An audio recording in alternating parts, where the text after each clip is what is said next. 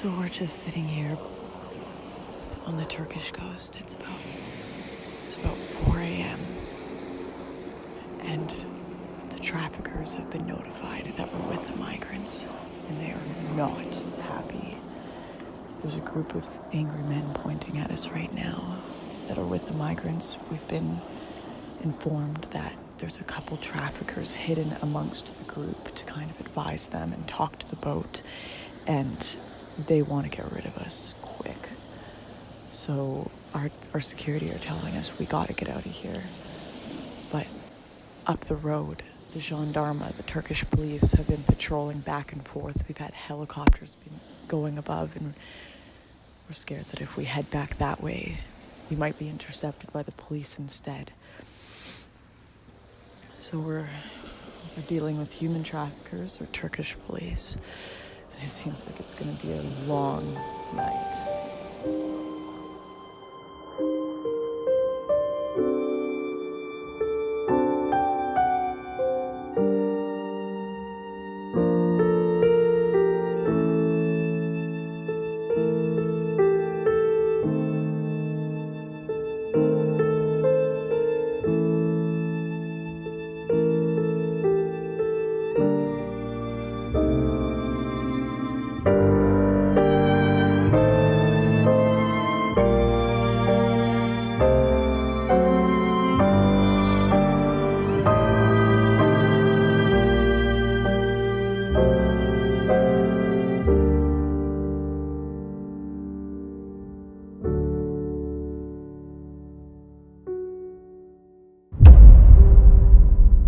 Europe is a continent in crisis. In fact, Europe is a continent in the midst of several crises. From questions about its conscience, its political ideas, its humanitarian responsibilities to the rest of the world, how or if at all it is going to enforce its borders, and the massive demographic changes that it is facing. These are some of the most dramatic changes Europe has ever faced. But this change has been a long time coming. The Tunisian revolt of 2010 put an end to President Ben Ali's 23 years in power and led to a thorough democratization of the country. The uprising sparked the so-called Arab Spring, which worked its way across North Africa and the Middle East over the next 5 years. Dictators like Gaddafi in Libya or Egypt's Mubarak were violently thrown out of office, and a slew of other uprisings made their way to places like Syria, erupting in bloody civil war. The chaos in places just kilometers away from Europe's borders would soon reach its shores. By 2015, over a quarter of Syria's population had found themselves displaced, with refugees making their way to nearby countries like Lebanon, Turkey, and Jordan. Continuing instability soon made Libya a crossing point for refugees looking to make their way illegally into the European Union. So far, the mainstream conversation has been dominated by talk of refugees drowning in the Mediterranean and questions of what is our humanitarian responsibility to people fleeing war and persecution. But alongside this, there has been a second conversation, one asking questions about the women who were raped en masse in Cologne, or of cultural compatibility and religious compatibility. Just how many people can Europe handle? There are so many opinions on this issue from all different political perspectives, but we really wanted to take a look at this without the lens of politics. Just how many people are coming into Europe? Where are they coming from? Who are they? And what has been Europe's response? How many of these people are economic migrants? And what actually happens to them once they arrive on the shores? Turkey saw more than 60% of all Syrian refugee arrivals to their country, more than 3.5 million people. And at the height of the crisis in 2015, the pathway between Turkey and Greece saw more crossings than any other route into Europe. So we'll need to draw a line back from Europe all the way to Turkey and begin our journey there.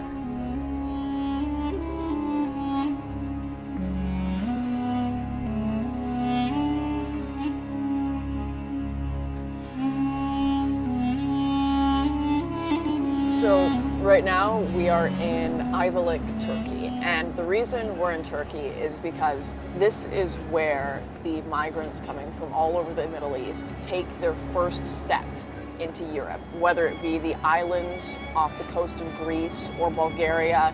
This is where it is all happening, where the traffickers are collecting the money and setting them off on the boats, sneaking them into trucks and across the border, where all of this begins. At about 3, 4, 5 a.m., boats leave from these shores in Ayvalık to Lesbos, and we're going to see if we can track down where they're leaving from, see if we can find the migrants, film the boats, and maybe even film the traffickers themselves. That's our goal here in Turkey, to catch what is going on, who are the people going across, and who is facilitating these illegal crossings.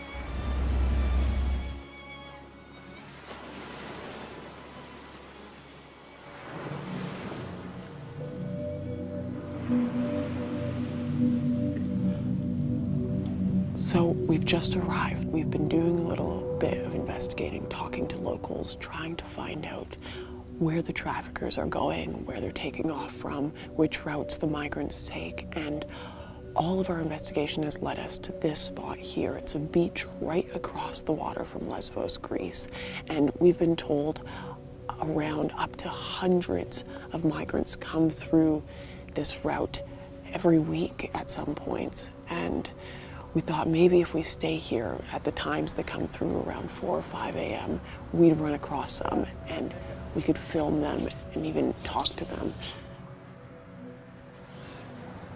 Yeah, this must be one of the spots that they start. Got life jackets here. Some gloves.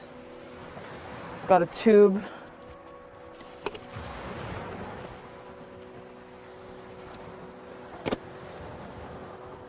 All sorts of equipment on this side of the fence. They must hide back here until late, bring the boat over, get people on, and then send them out. It's crazy. See if there's anything else. I'm a little nervous going in there. You want to come with? Blankets, sweaters.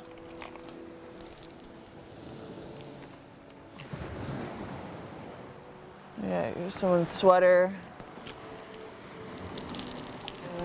Cigarettes, everything. Backpacks.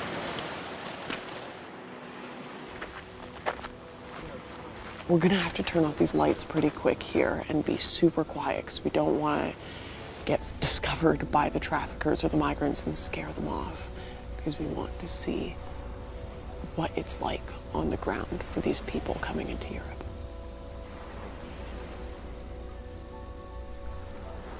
So it's coming on 6 a.m. here. We stayed up all night scouting things out, and I mean, the beach is littered with evidence of these migrants, but we didn't come across any people, and that's what we're looking for. So we're probably going to wrap things up before it gets light out, and we all need some sleep because tomorrow night it's going to be another all-nighter looking for these traffickers and migrants.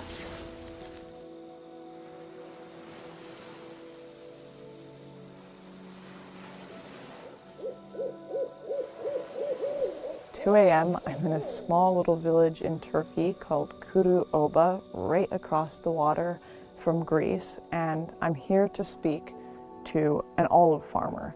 Apparently his land has become a direct passage for the influx of people to Europe, and I want to find out more, ask him some questions about what is going on here in this tiny little Turkish coastal town. It's very nice to meet you. Thank you so much for having me here. Hoş geldin. Teşekkür ederim.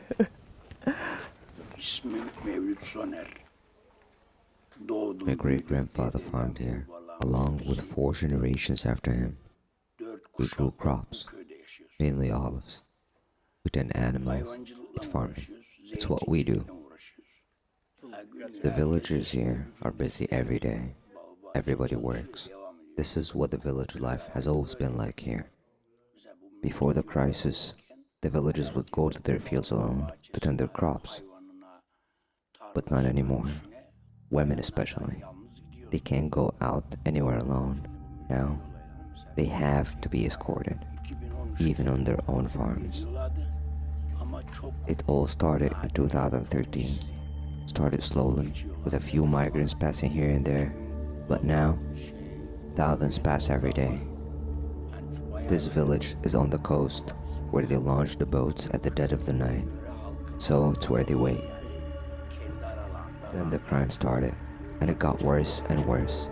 The traffickers started killing people they had arguments with, including the migrants. No one in the village could go to their own fields to pick olives. The traffickers had taken over the land, and it got worse. They turned up at my farm, pulled a gun on me, and told me they wanted the deed. They were acting like the mafia. These people are dangerous. If you are filming here, you need to be careful. The traffickers disguise themselves as migrants. We are all frightened here now. I'm 55 years old, and now I have to carry a gun just to tend my field and animals. There are 20 more villages just like ours along this stretch of the coast. I would say 1 million people have passed through just on this coastline. So I've just finished speaking with the local olive farmer here on the coast of Turkey, and honestly, I'm completely shocked by what he had to say. I don't think we consider often that there is a Turkish perspective to this migrant crisis, and it's not quite what people think it is. They also feel that their homeland is being affected by this, and not in a good way. And they're also confused by this open border policy going on in Europe and their own country. That's something that I've never heard of.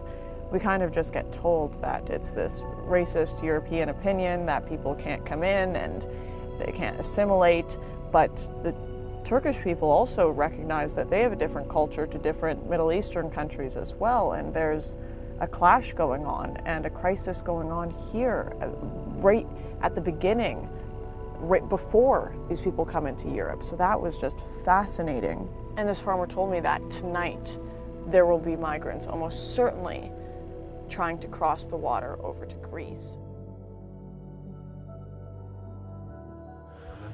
So right now we're trying to be really quiet. We are hiding down a little road. It's one of the paths that the migrants and traffickers usually take to get to the water at about 4 or 5 a.m. and then take their little boats to Greece. So, yeah, gonna lay low and hope that we run into some migrants so we can ask them about their journey.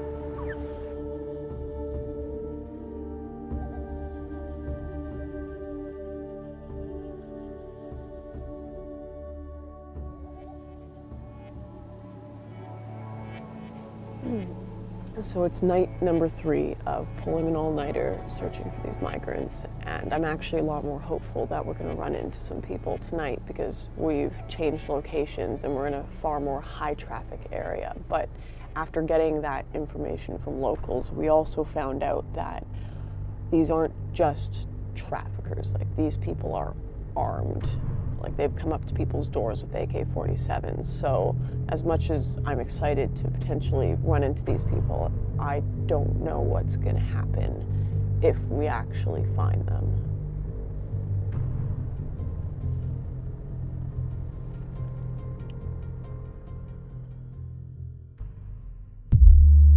Are the doors locked? Oh my God. Come across.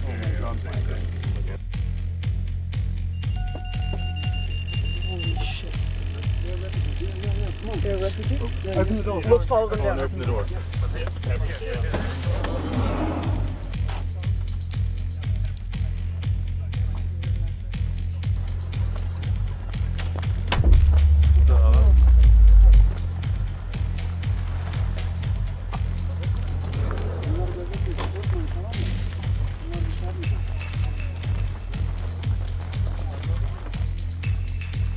guy in charge is not with them. He just gave them a pathway, told them keep walking and I'll show up with the boat. And they're unsure if he'll be there or not.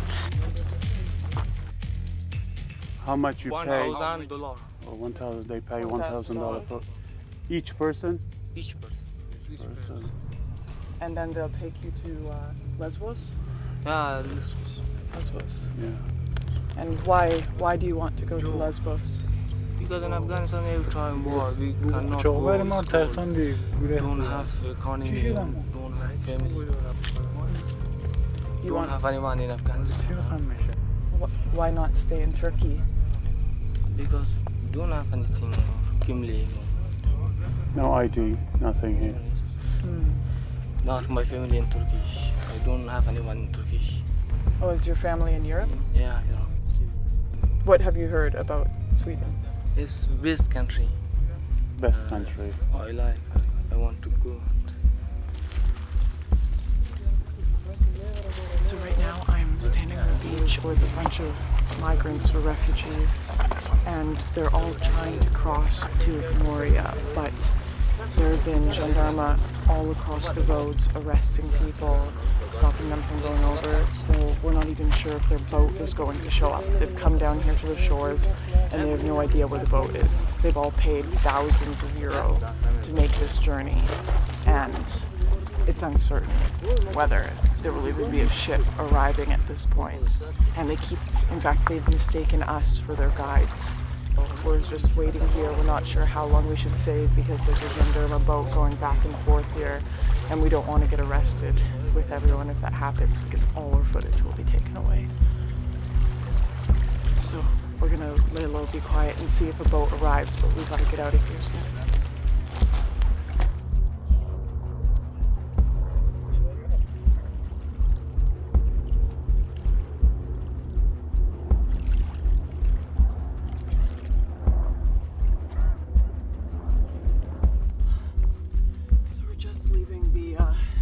Spot because we don't think there's a boat coming today.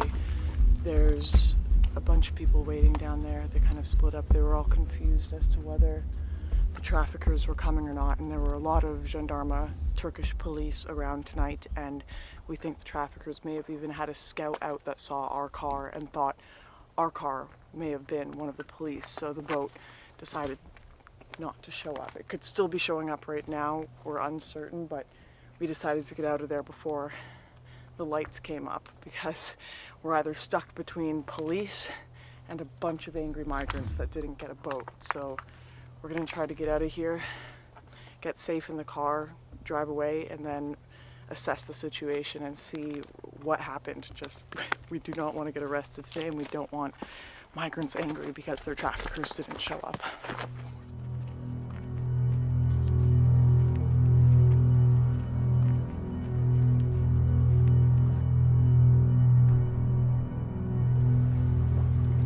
After talking to the group, some of whom were refugees, some of whom were not, I was surprised to find out that many of them had not been actively looking for passage to Greece, and that many of the mostly Afghan migrants had in fact been approached beforehand by the smugglers.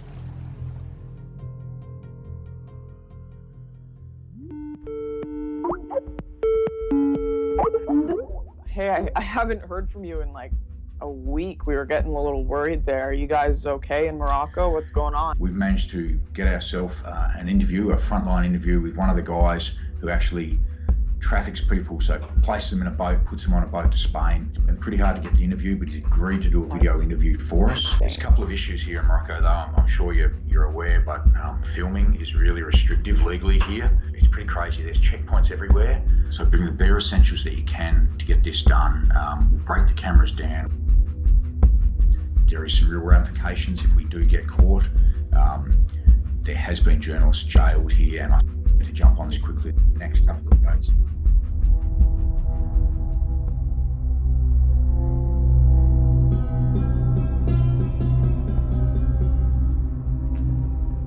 Okay, so we're here in the mountains of Nador, a little town on the coast of Morocco, right across from Spain, where tons of migrants from sub-Saharan Africa are just sitting here waiting for their chance to get on a little dinghy raft to go over to Spain. And it's been hours. We've been waiting all day, and our guy hasn't shown up. He's nowhere to be found. He's sending us really brief messages, yes, no, back and forth. He's super nervous about talking to us, but we're just gonna kind of hold out here and see, because if we can talk to him and really figure out what's going on here, that would be huge.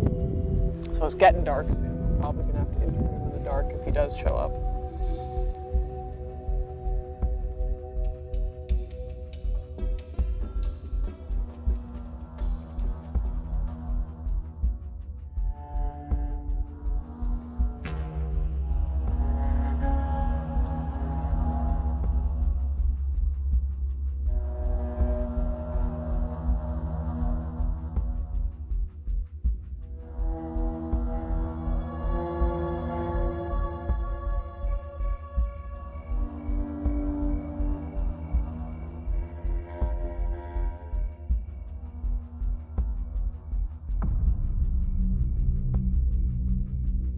My name is, I'm a Senegalese, I'm 20 years old.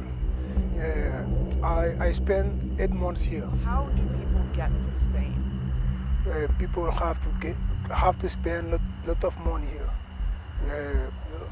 They have to spend 2,000 euros. Wow, from Tangier. But it's not guaranteed. When you enter in Spain, you are lucky. When you don't enter, you are lost the money. You try again to have another money to go. So you can pay more for a guarantee? Yeah, the guarantee have one bank. Everybody, 2,500 euro, 2,500. You have when the boat enter, the boss have a lot of money. How many people are sent over to Spain from here a week or a month? One day you can have 500 person. One day you can have 500 person, but the month you can have 2,000. Why don't people legally apply? Why don't people Try to go in legally? Because of, in our country it's so difficult to have a visa. It's so difficult to have a visa. When you have money to give the government.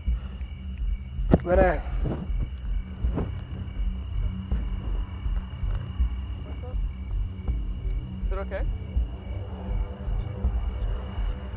Just that car. Just watch that.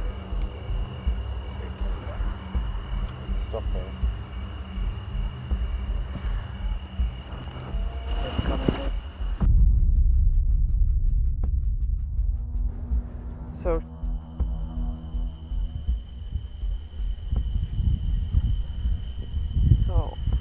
our guy is just run off.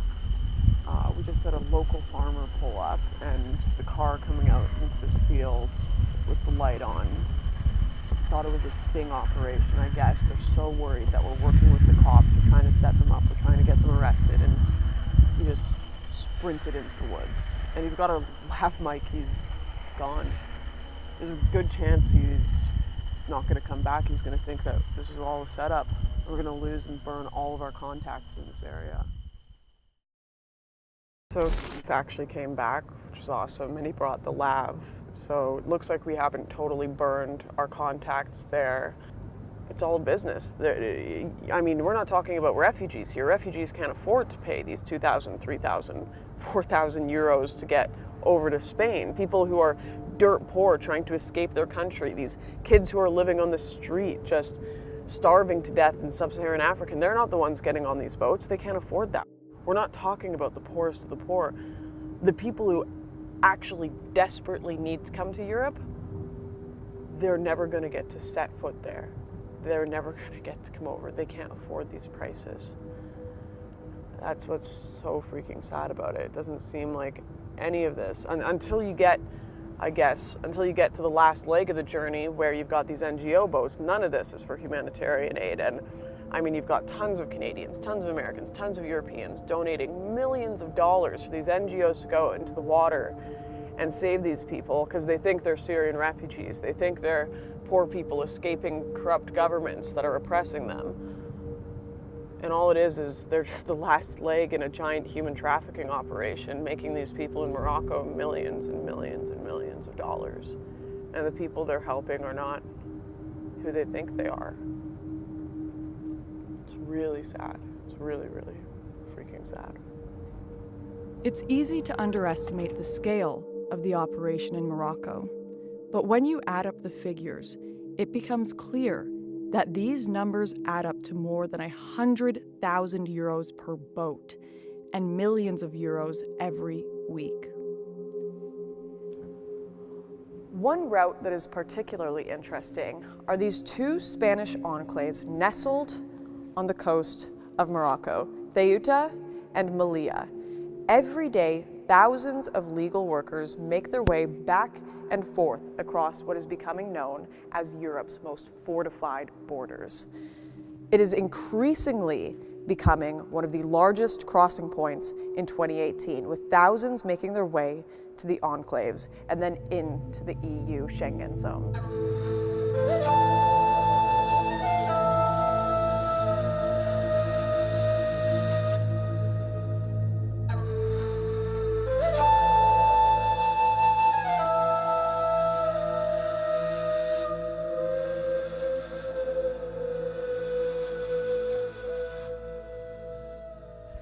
So right now I'm standing in a small little Spanish enclave on the tip of Morocco called Melilla. And right across this border is Morocco. And in recent months, this has become a new hub for illegal migration, with people desperately trying to get over this fence into Spain so they can make their way through Europe.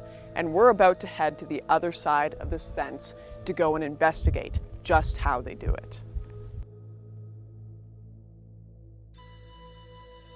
Just kilometers away from the fence, we trekked into the mountains to investigate some of the locations migrants were setting up camps in preparation to make the crossing. Yeah, I was here since 2017. Yeah, I decided to leave Gambia to go to foreign, so that I can be having more professional to be professional in football. Amen. Yeah, that's why I live in Gambia. Do you have any guess of how many people in total are here today? Oh, in other places I can say 200 people. You can find 200 people in one camp. In one camp? Yeah. And there's camps scattered everywhere? Yeah. And have you tried to go before? Sure, I have tried. I have tried a lot of times. I have tried, but still now. When we cross, they never come back. Yeah. Any boat that cross to Spain never come back. Yeah. If they see us with this, with their passport, they will deport them. Oh, they destroy them, so rip out the pages. And you were saying you want to go to London, yes? So, that's my favorite country I want. While in the camp, we met the leader of the group, whose job it was to take the money, find food for the migrants, and was the link between those hoping to storm the border and the head of the smuggling syndicate in Morocco. This is a place people wait before they cross the fence, to get to Ceuta, which is European soil. It's where everyone wants to go. Once you land, you never come back. Our men here leave their wives at home and wait here to cross. One day they hope to bring their wives. I'm doing this because I know the system here better than anyone, and I want to help these people cross. It's their right. Their lives here are no good. We are all created equal people. Borders should not be in place like this. There are two ways you can come. One is by boat, and the other is on the fence. Here, we jump the fence. Once every month, we all pick a date. Then we all get together, and any weapons we can, and storm the fence. This takes a long time to plan, and not all of us make it. In fact, most don't make it. I hear a lot of people say once they make it, they regret the trip, and Europe doesn't turn out how they want it to. Our next jump is coming up soon. Trouble has broken out at the border of a Spanish enclave in Morocco, where hundreds of African migrants attempted to storm the coastal city of Ceuta in their efforts to reach Europe. The resulting clashes saw police officers attacked with acid.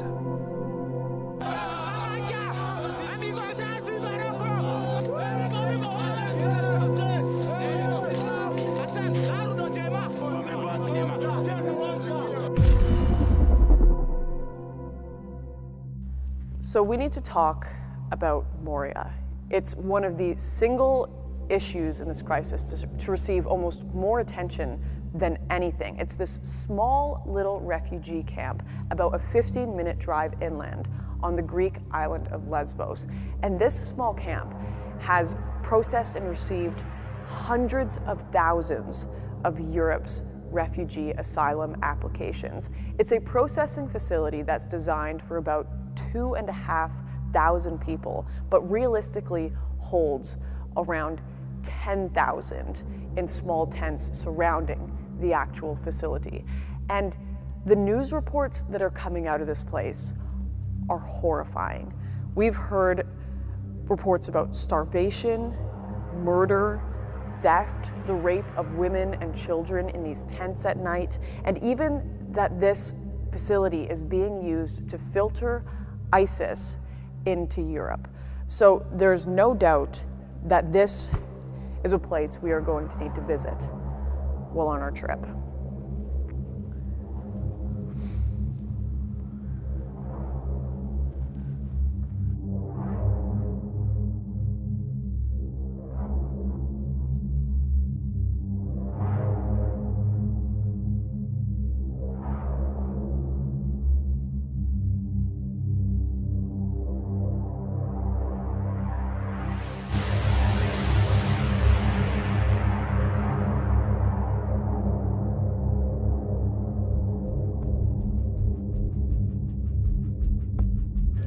The camp is completely full.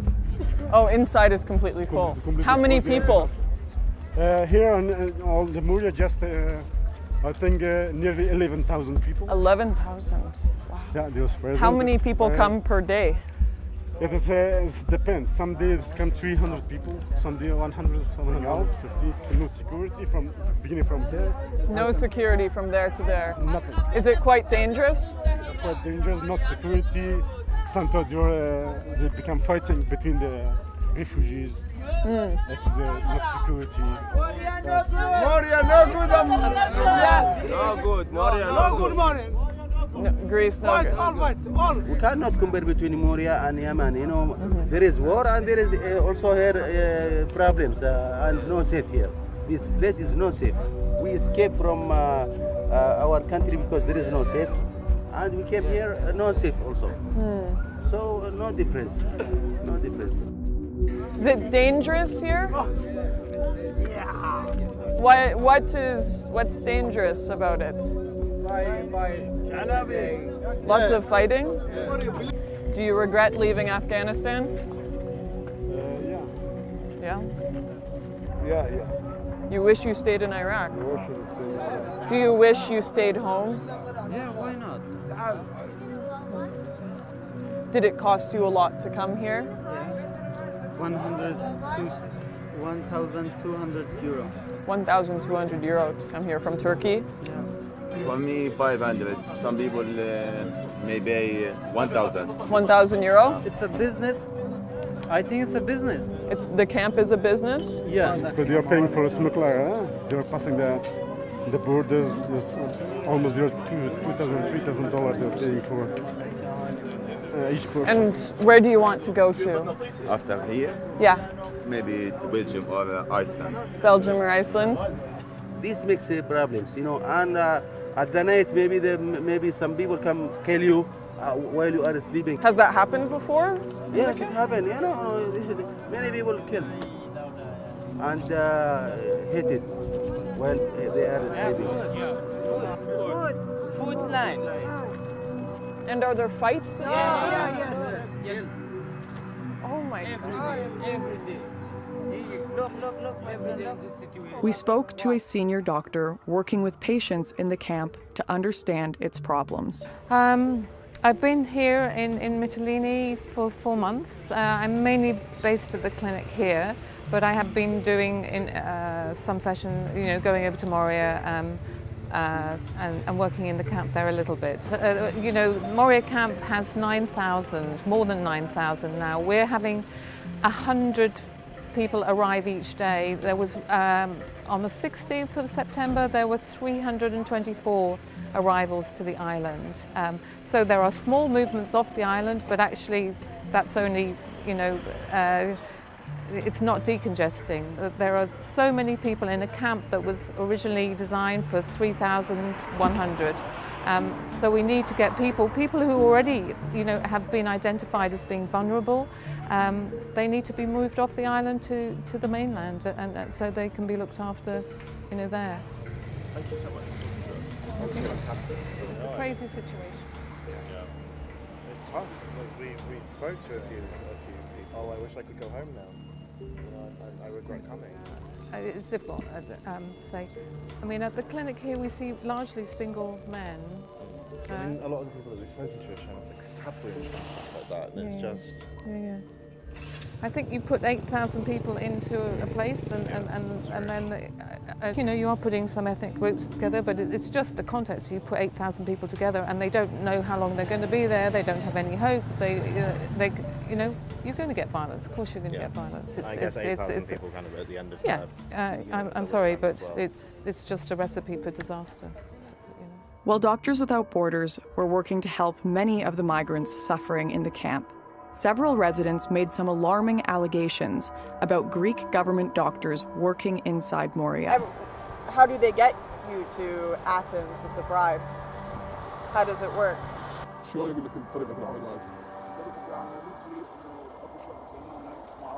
There is someone, a guide, you talk to him, and he told us, if you want to take our advice, I can't take you to the place, okay?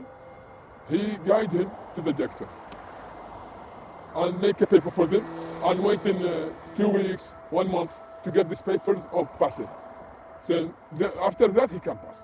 So the doctors make them? Yeah, he take a bribery also. After reception, there is many people told us to come to the doctor. You can sell this advice, you can buy advice, or we can take you to the doctor. He can do something good for you to take official paper to go pass from him. So is the official paper like a medical form? Yeah, medical form. Yeah. So he'll say you have problem, you have cancer, you have something bad, you have dangerous illness, like a cancer, like something like that. You have a problem in kidney, you have a problem in heart, like that. And then you have to move to Athens. Yeah, we must be moved to Athens. As troubling as a potential bribes for passage scandal is, what we heard next was deeply concerning.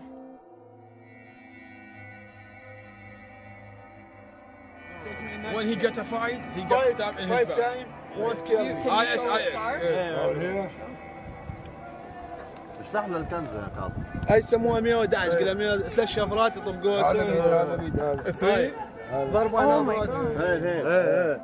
Fight every camera problem. We must put a camera. Fred, if you want to protect people, put a camera at least. Big problem here, no give me medicine. To distinguish the criminal. I want to speak just you. Distinguish the criminal. How do you know it's ISIS? You can come to me and my tent. How do you know it's ISIS? Maybe 1,000, 2,000. You mean ISIS? We will come to your tent and you can tell us. You said you know ISIS is operating in this camp. يقول لك يشتغلون هنا الموجودين هنا طالبين لجوء يعني جاي هنا يطلب لجوء حالة كائلة. asking for refugee. Why? They are here. لأن مهزوم من سوريا. Because they are defeated in their countries. So they are looking for refugees. They're looking for a safe place. They are here. They can rape, they can kill, they can steal. And they have monster face. كلهم مسلحين عندهم. They have knives. And they are causing violence in the camp. Something bad. It's a weapon. not weapon like a knife, something like a razors. كل مشكلة إنه نحاول نبلغ البوليس. أنا قبل فترة ضربوني سكينة براسي ناس سكين فيها. Before a time البوليس بلغتهم يقول لي قوم. He got hit in his head. Eh? يقول لي قوم اللاك. البوليس. He said, police tell him قوم اللاك. Go bitch. They do not care about our life. Okay? And they don't care that there are radicals in this camp. Radicals, yeah. We told them to put a camera. We told them many times to put a camera at least to protect ourselves. Okay, we thank them. Okay, but we need a protection at least. Protection. We appreciate what they do. Food, okay, they are providing food, but we need the very important thing is the protection. Protection. And drugs everywhere. Drugs everywhere. This is dangerous. This is a virus. Must be defeated. There are, you say, something like 11,000 people here. How many would you say are ISIS or criminals? Many of them. His life is not safe here. أنا هسه ما أريد من الحكومة اليونانية ولو أدري الحكومة اليونانية هي تساعد على الإرهاب وهي تمول الإرهاب داخل موريا. How do you stay safe? We are got to protect us. You just hope you cross your fingers. Yeah, got to protect us. We do not scare from anyone. If the government put a camera everywhere, they will discover everything. They will find out everything. Just a camera. معنيين يعني يقدرون يساعدونا احنا مو كل ما تجي صحافة نحكي والفيديو ما راح يطلع ما راح يظهر. Many of you came here, didn't send the message completely. حياتي معرضة للخطر من دخلت من شهر الواحد اليوم انه انا حياتي ما فد يوم انه نمت نومه مرتاح. He is atheist. He doesn't believe in any religion. His life under danger. Because you're atheist? Yeah. As he says. Is majority of the camp religious? Yeah, majority is the Islamic, but he's scared from the ISIS. He's scared from the radical fanatic Islamic. ISIS. لا أخذ شغل خيمة تفتر عليها من الداخل ومن الخارج كلها مشققة يعني من كثر ما دخلوا هنا. Many people attacked him and using a knife against him. Because he's atheist? يقول لك شنو السبب؟ لأنه أنا ملحد. لا, because he is atheist, as he says.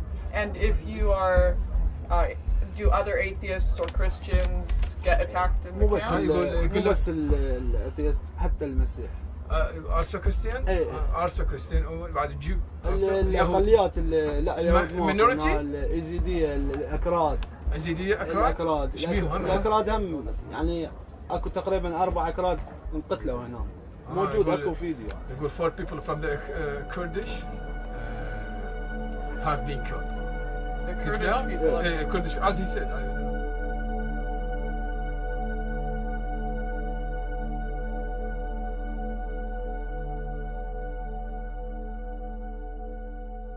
One thing I think that is really important to understand is exactly how these asylum applications work. So in Greece, for example, they have the UNHCR EASO, or European Asylum Support Office, and they are there in the camps doing interviews with these migrants, asking them questions to determine who they are. Are they economic migrants? Are they potential criminals? Or are they actual refugees fleeing war and persecution? Now, one thing we know is that from 2015 to 2016, 80% of all Syrian nationals' asylum applications into Europe were accepted, with 40% of all other countries being accepted into Europe. Only about 3% were rejected during this time frame, with the rest being delayed until next year. We know that in 2017, Germany accepted the most out of any other country in Europe, that being 261,000 asylum applications, not including those who illegally entered. Now, many of these people came through Lesvos, so we want to know just how many of these people are still coming in, who are they, and in 2018, is this process still working the way it was initially supposed to? Ariel Ricker welcomes an asylum seeker to a legal consultation. The Hawaiian-born lawyer abandoned her practice a year ago to set up Advocates Abroad, a group that offers legal aid to those seeking international protection. Ricker herself took on Lesvos, ground zero in this great experiment, out of concern for American human rights standards. America is a land of migrants, and there's an anger, I think, about how this election turned out. We sent a producer to meet Ariel in Scala, a tiny fishing village in the north of the island that was home to several NGOs and hundreds of aid workers and volunteers. In the Goji Cafe, a hub for volunteers, he recorded this meeting. I tell them that this is acting. All of this is acting. It's all acting as though this is theater. So for them to get through, they must act their part in the theater. And that is the refugee and trauma, because these Yazo officers are so fucking stupid that all they know is what is written on a paper. Yazo says this is refugee and trauma. They have these characteristics. So we coach people how to have these characteristics. So like the first role-playing activity we do is like us being them, and they're the officer. And then we flip around after they've had some practice to see how should I walk into the office, how should I introduce myself, how should I give them the folder, and then how do I sit down, and then when do I stand up, when do I show them how to pray. Why would you need to show them how to pray? Because it's a good way to show honesty. It's done in other places too, like not good places, to see if you're truly what you say you are. You can't show how you pray. Like if you're actually Christian. Also, if you're saying that you're like fleeing persecution, then you should probably know how to be, praying that way. They also ask like, what's your favorite holiday? So like some people just say like Christmas, but like we explain, you can't just say this because this is not a sufficient answer. You have to say, and you have to say it in a certain way, just like December 25th, which is Christmas, which is the birthday of our Lord and Savior. There's a formula we came up with, which is ironic because I suck at formulas, but it's like significant event, date, and location. So the way you answer all those questions is the same way.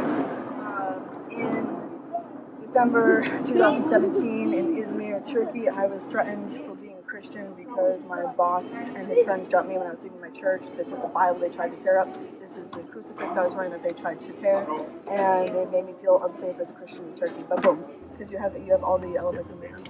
Like our narrative timeline format has like a fill in the blank section at this point. And then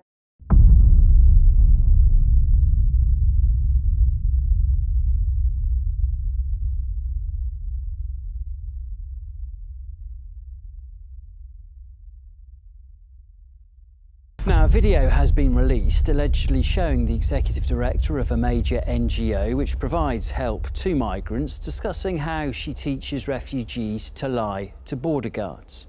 Well, this video that's been doing the rounds online is part of a larger investigation project. The clip allegedly shows Ariel Ricker, who's the executive director of the legal aid NGO Advocates Abroad. In this video clip, she seems to be telling the undercover crew who were filming her against her knowledge that she coaches refugees and migrants on how they should speak to border police. They've also since deleted their online social media presence. Their Twitter account has gone and their Facebook account has gone as well. These recordings highlight the worrying attitudes of NGOs towards the very idea of borders. In the car on the way to another part of the island, Ariel confirmed not just the existence of smugglers inside Europe, but revealed the level of support for their actions among volunteers and aid workers. smugglers, actually, there's various classes of smugglers in my mind. There's angels. They're very rare, but they're two hero angels that I love. They're the jet ski heroes. And like this is, I don't know what they're actually called. I don't know their real names or who they are. But they both have been arrested, like on and off. Like the jet ski hero of Izmir was just arrested actually here in Lesbos the other day. So his deal is basically he doesn't charge except for what the petrol costs to get from Turkey to here with on a jet ski. Wow. And he takes them on his own jet ski personally, and he drives them from Izmir to here and drops them off. And then he skirts off into the night with his jet ski. Oh, I love him so much. And he's done it like thousands of times. And so he's taken thousands and thousands of people.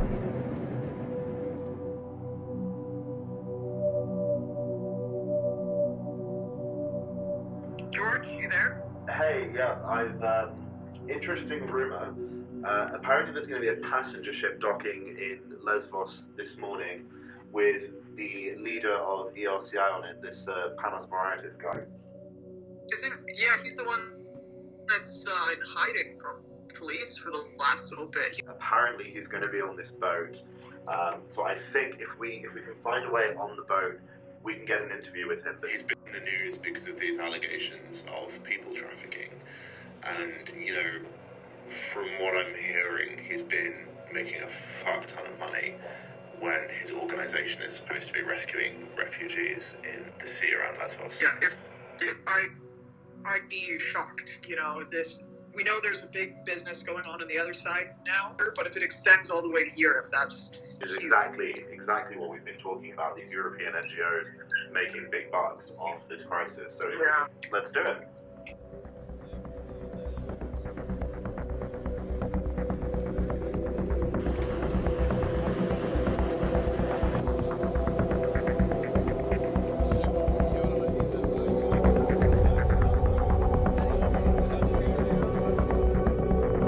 Could you just briefly tell me what the charges are? Quite grave, actually. Espionage, getting access to state secrets, facilitating smuggling and human trafficking, money laundering, forgery, and breach of the telecommunications code. And how many people have you helped in the crossing? At sea, more than 55,000 people. So, a lot of the media is saying that you are a human trafficker. I just wanted a very direct response to... We have never facilitated human trafficking. We have never assisted any smuggler. We're quite against it. We're here to save lives and nothing more.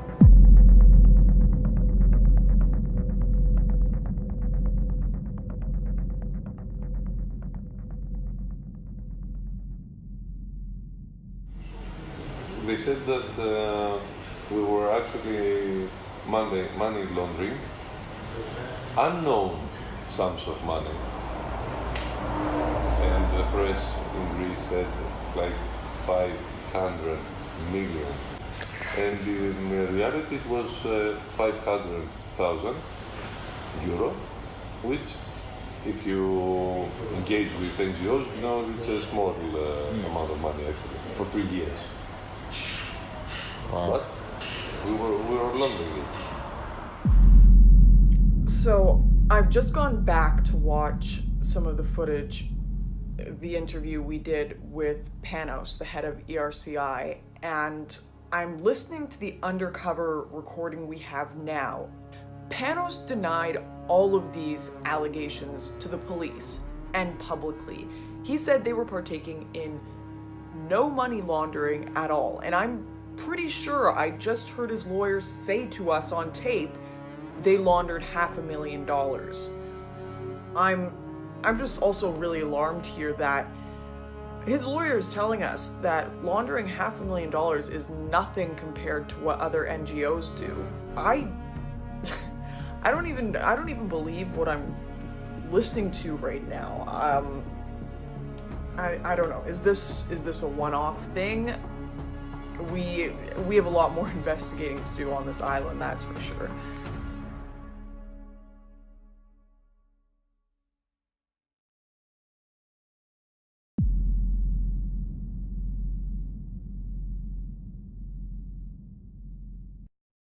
Given the huge numbers of people entering Europe and the authorities' apparent inability to handle the scope of this crisis, it is no wonder that we are seeing an increase in migration-related crime, with a wave of major terror attacks across Europe following the influx of millions of newcomers in 2015 and 2016 to an increase in rape, knife crime, and murder.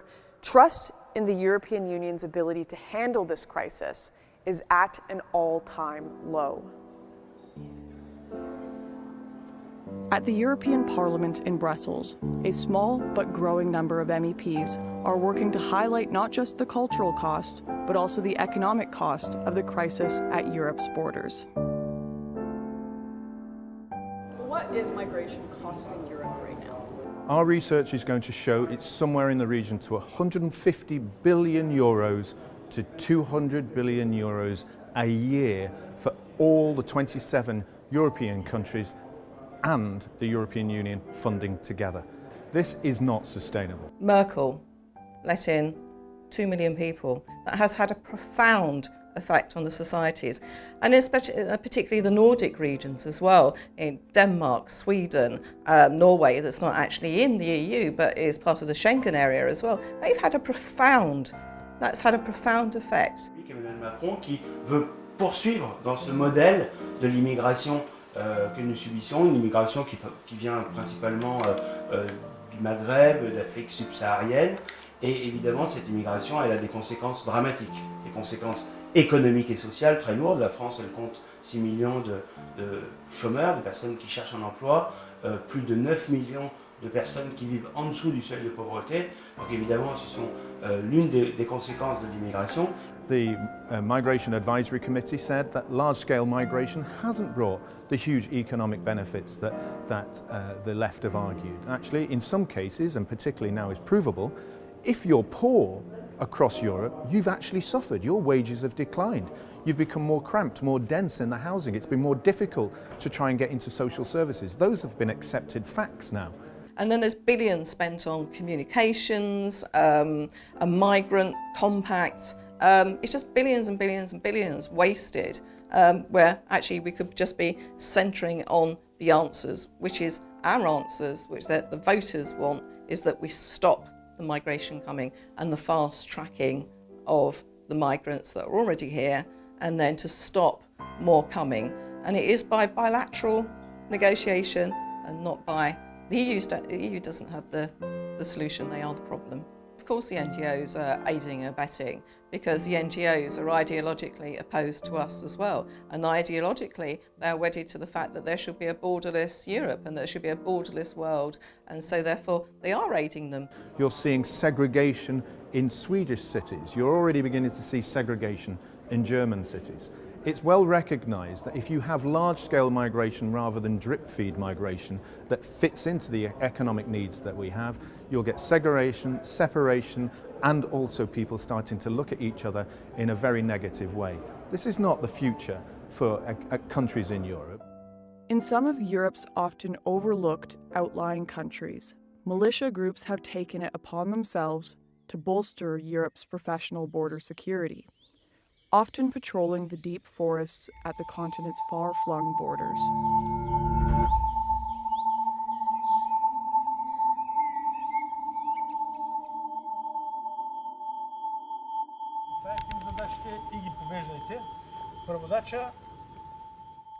Четири, 9. И аз съм там 9 и вие сте 9. Осмици и се разделят по 2 четворки да проверявате директно. Всеки си гледа района.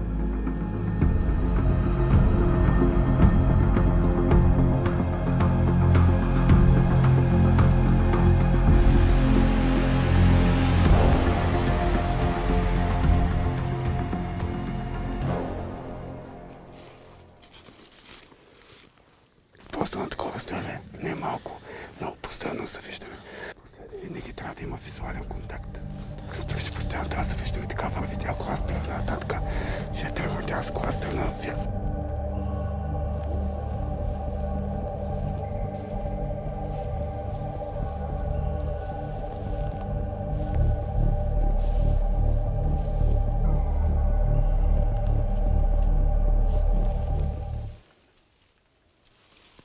Така че, значи, що ние сме тук, да се пусиме тук надолу, да видим от тирето нагоре.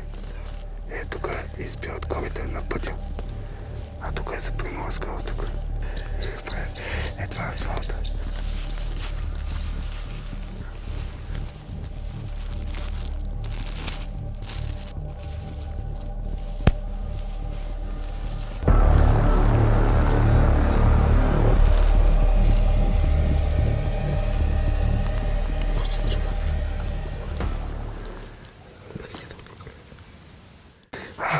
Там е опасно. Виж, тук са, на тази печатка са. Опасно. Стоя ти казвам, че най-добре вариант. Сержант, чуваш ли ме?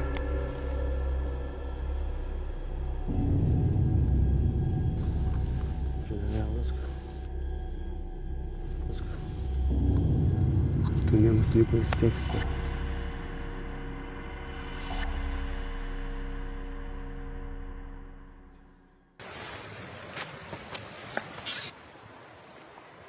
Турки! Обратно! These militias are well organized and intimidating. With mixed support from local and national authorities, many of the men carry only airsoft weapons. But to migrants detained in foreign territory, the effect is just as powerful. Аз самия съм професионален военен, professional military. Завършил съм военно училище. От много години съм извън армията. Не се занимавам с това. Ветеран съм от армията. Занимавам се с осигуряване на комплексна безопасност навсякъде по света. Охрана и разследвания. Complex Security Services and Global Investigation. My private work, business. Но заедно с тези хора, които също са хора преминали през армията, някои от тях не са. Те са граждани, учители, историци, лекари, професори, които в момента ги обучаваме заедно с нас. Ни идват при нас, тренираме ги, обучаваме ги и те се включват също да защитават южната граница на Европа. Само за 9 месеца, които са минали, не 11, за 11 месеца, които са минали до днеска, всъщност началото на годината до днес, те са 10 месеца, сме върнали 96 хиляди. 96 хиляди. Като ние не връщаме тези, които отиват на КПП-то и официално искат да подават молба да бъдат приети. Ние връщаме само тези, които преминават нелегално през границата. Защо?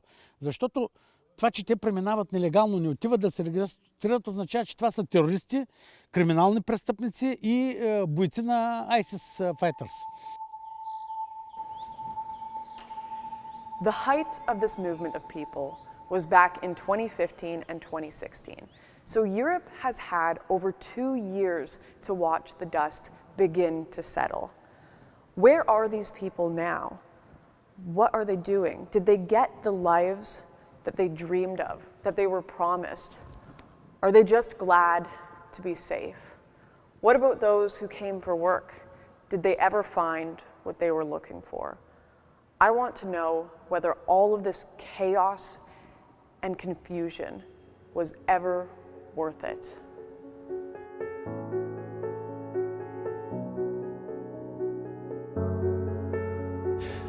So we're just here in Paris, where tens of thousands of people are arriving from across the Mediterranean. Many people think they are coming to a paradise when they arrive in a big European city like Paris. But in the other camps we found across Europe, a common sentiment is that it was not the paradise they were expecting, and in many cases, their life was better back home. And we want to interview and talk to some of these migrants and see how they feel living here in Paris now, especially where they're staying underneath bridges, where they're sleeping in tents on the streets, where they don't have a job, they aren't really integrating into society. We want to try to understand what life is like for a migrant here in Paris in 2018.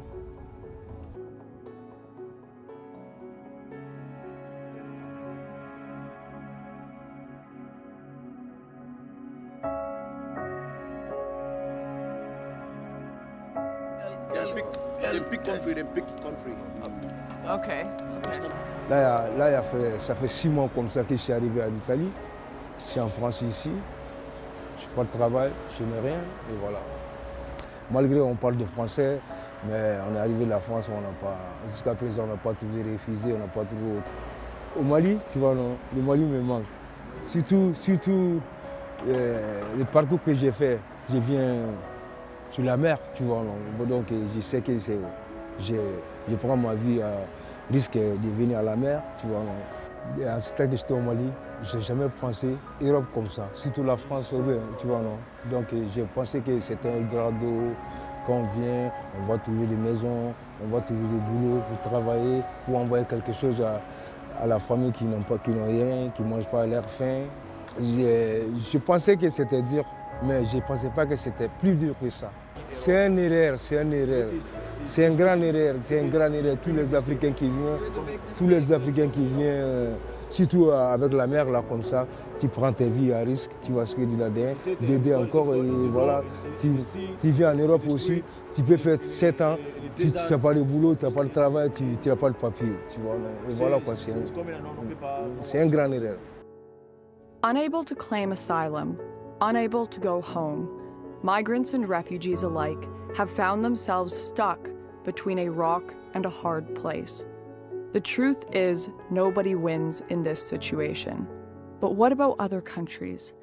What happens when a refugee is granted asylum or a migrant is accepted by the state?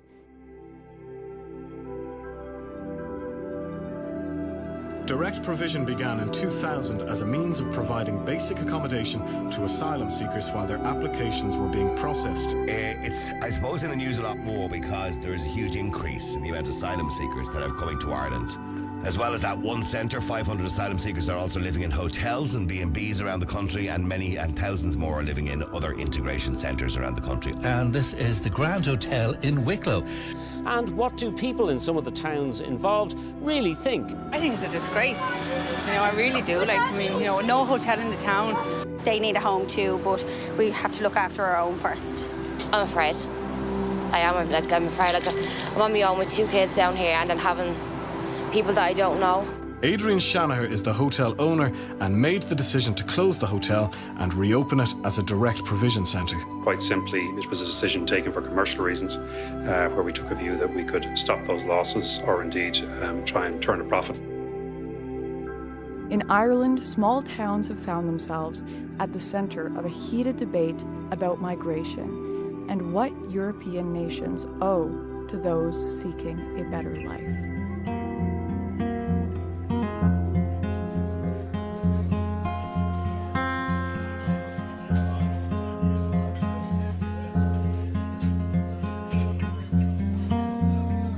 We're kind of a forgotten town at the minute. For a county town, it's probably, other than a bit of crack and a few points, there's not much in the place. It was misrepresented to the people of the town, and that a lot of the migrants who are living in it are not, they're economic migrants rather than genuine people who are oppressed or something of that nature. I don't know whether that's really true or not, but that is a commonly held belief. It wasn't a great thing to happen to the town, purely because we have no hotel, but it's not the right place for these people. They should be in lovely housing, apartments where they can do their own cooking, cater for themselves, and just mind themselves. That's all they want to do. Well, I suppose it's your hometown. You don't really want to, you just want to see people having fun, having crack and a bit of laugh, but we don't have choice, and this is up to the councillors and all that. They're our voice, but it just seemed to go unnoticed. And for a hotel to go into town, I don't understand it. Initially, everybody got a fright. There's no doubt about it. We got a fright. There was absolutely no notice, and all of a sudden the hotel's gone, and we have 100 single men moving in. No doubt about it that there's a generally held belief in the town that we're not being looked after properly. We weren't told, and it was absolutely disgraceful, but the county council here don't start me on it. They're a law unto themselves, and I have to be very careful what I say because they could sue me. It just seems to go, it goes from bad to worse. The amount of people that are becoming homeless at the moment is unbelievable. It's heartbreaking to see people coming to you who are lovely people and they've nowhere to live and they don't know what to do, and you can't say, listen, I can get you a house. The rental market has gone sky high. The rents are sky high around Wicklow, so it's not reachable for people. I think there's 4,000 people on the housing list in Wicklow. Obviously, there's been a provision centre that's opened up in Wicklow, and a few of the people that we've spoken to have kind of expressed concerns over funding. No, not answering that. No, not answering that. Not answering that. Okay, is that just because? No, I'm not answering that. No, I'm not answering it. Can we just stop that for a minute? Yeah, of course. I'm an investigative journalist based in Dublin, and most of my work has been around investigating corruption within the institutions of the state in Ireland. In the past, I would have written quite a lot on the fate of refugees, and I'm talking about genuine refugees, and to the point that I actually won a national campaigning award for my work on the rights of asylum seekers. So I have been very much I suppose, on side with the plight, of course, what journalists wouldn't be, of real refugees leaving war zones. Because we now have a serious housing crisis in Ireland, and we've had it effectively since the crash in 2008. We never had homelessness per se, at least as far as I can remember. I grew up in the 70s and 80s when we had a brutal recession, but I never remember people sleeping on our streets. And in the last few years, we've got this now in Ireland, and it's shocking and devastating to see people in a first world, very wealthy country being reduced to living in tents, etc. So then when you start to study the statistics, you see that 1 in 3 social housing units is going to a non-national. And then you start to look more closely and you see that a lot of our resources in terms of healthcare and education are also being used by people who are coming here at a time when we are not able to look after our own people properly. And to me, when I looked at the figures, I have a background I studied economics in university, and when I looked at the figures, I said, hang on a minute, what are we doing inviting the world and its mother into Ireland when we cannot look after our own people?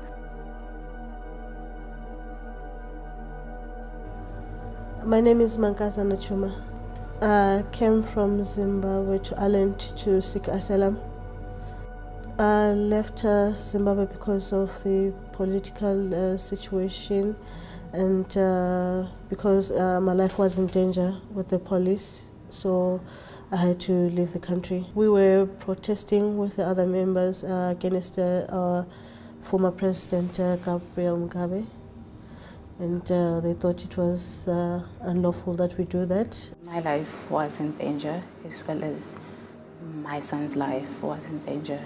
And it got to an extent whereby my son even got sexually abused when he was 2.5 years old. So that's when I decided I had to do something. At first I didn't know where I was going. I just, what I knew was that I had to leave the country, and I paid a Nigerian guy. I can't remember the exact figure, but it was a lot of money. I had to pay him to do my passport, which was a fake one, though it's not mine. And he bought my ticket as well, and he gave me the ticket and gave me instructions as to what to do exactly. I went to South Africa, and when I got to South Africa, I got an agent. That agent helped me to come here, and he only said we were going to Europe, but he didn't say where in Europe.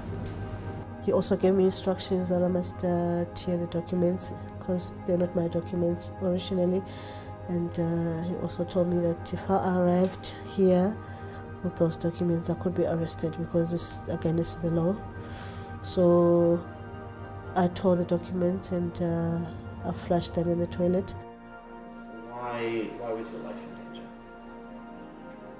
Because I had a friend that was a lesbian, and she was my best friend, and we had like some pictures together as a friend, though she was known that she was a lesbian, so they assumed I was the partner. And so there were people that were looking for her, and that's why they came to me asking about her, and I told them I wasn't her partner, so that's where the whole thing started. And on the sexual abuse, they said it was their way of correcting me, doing what they did to my son. Most of the people have been welcoming here in Wicklow, but there is some people that are still not yet opening their arms for us. But we hope at the end things will be better with them. They would understand us. I'm grateful because my son got all the help that he needed.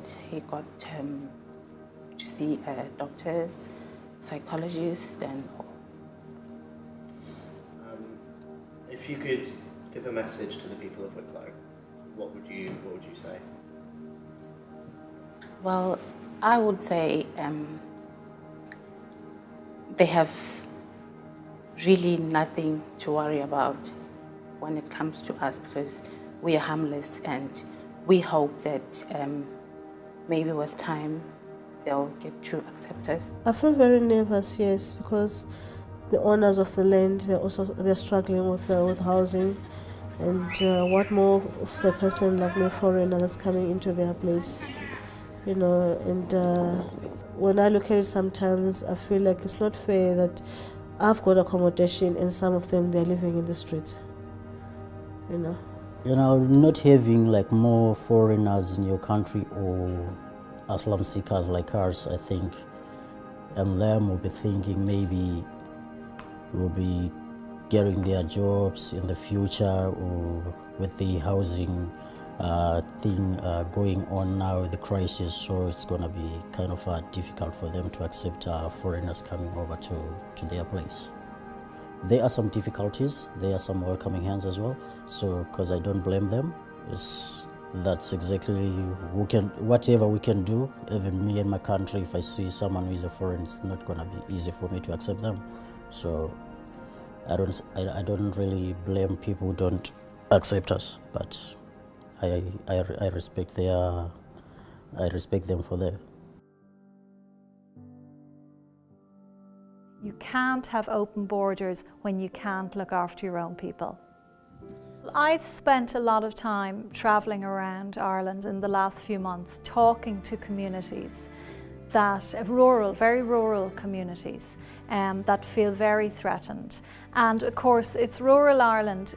Rural Ireland is the heart of Ireland because our cities have become so multicultural that they don't even feel Irish anymore. You go into a shop or a hotel and the chances are you will not be served by an Irish person. So rural Ireland is where you get the real Ireland still. So people are very frightened. If you speak out in any way, shape or form against migration in this country, you are immediately called a racist, a fascist, a neo-Nazi. It's disgusting. But this is all being done because there's big money behind mass immigration into Ireland, as there is across Europe. This is all about money because these people don't care about the migrants who come here and end up homeless. So it's terrifying for rural Ireland, terrifying. And they see their towns and villages changing utterly. They see mosques going up. They see, things that to them are just completely alien, and they feel under attack, and they have every reason to. We have one tiny little island, okay, to call home. That's all we have. We never went and colonized anywhere. We just have that. We have 60 million in America who claim Irish heritage. And even though many of them or their parents or grandparents were forced to leave because we have always had a history of emigration, they would someday like to come back here, and their children and their grandchildren and their great-grandchildren, and they have a right to come back and claim their Irish heritage. We have many millions more living in the UK, Australia and New Zealand and across the world, and they too have a right to call this island home. So I'm sorry, no disrespect, but Ireland primarily should be for the Irish people due to the nature of our very unique culture, the fact that we were colonised for nearly a millennium by the British. We fought hard for our independence. Now we have it, 100 years, and what are we doing it? Giving it away again. Makes no sense.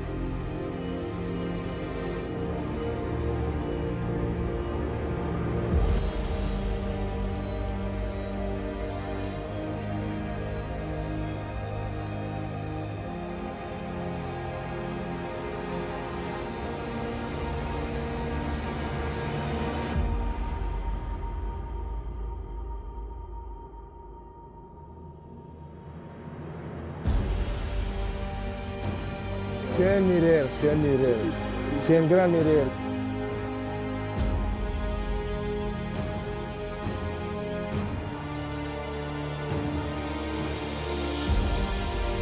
Do you regret leaving Afghanistan? Yeah. We weren't told. It was absolutely disgraceful. One day you can have 500 persons. Best country. Best country. I like. I want to go. What enemy cross, they never come back. I don't understand it. It's a business. I think it's a business. It's heartbreaking. C'est une erreur, c'est une erreur. C'est une grande erreur.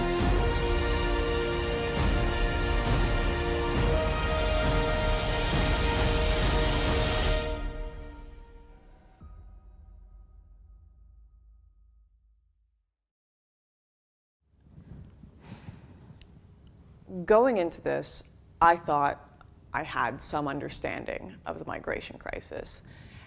Coming from a political background, from a journalism background, having read the material, looked at the studies, spent a lot of time talking about it, I really thought I had a better understanding of this issue than most people. And I think there is a cultural pressure for people in general to pretend they understand these giant crises we're dealing with and to offer solutions to them even when we don't have them. And I can tell you right now, being on the ground for 4 months, meeting these people, being in the middle of these shipments, these NGO operations, the camps, all I have discovered is this is all so much more gray than I ever could have imagined. Are these people invaders? Are they intent on destroying the Western world? No. A lot of them are like you and me, just born in very unfortunate countries with unfortunate situations that they have hopes and dreams of leaving. Are they refugees? I can't sit here and lie to you and pretend that they were. A lot of the people I met, I think the majority from countries that weren't in war, people that had enough money to be able to buy a ticket to get on these boats, who had sold houses that they owned in their home country, who had businesses in their home country. But they certainly weren't coming for the sole purpose of just invading the West, pillaging its resources, or because they wanted to escape some sort of terror. And these are the narratives that are sold to us by the media, that they're either escaping terror or coming to pillage Europe. The truth is, they have been sold a lie. Human traffickers, the media, how they portray Europe to these people, is it is a paradise.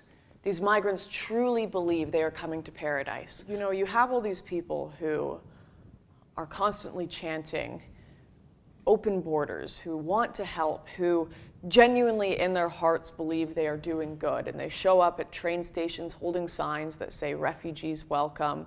They knit them blankets, they bring them baskets of food, and they just think that bringing these people in is the most humanitarian and beautiful thing that you can do for both Europe and these migrants. But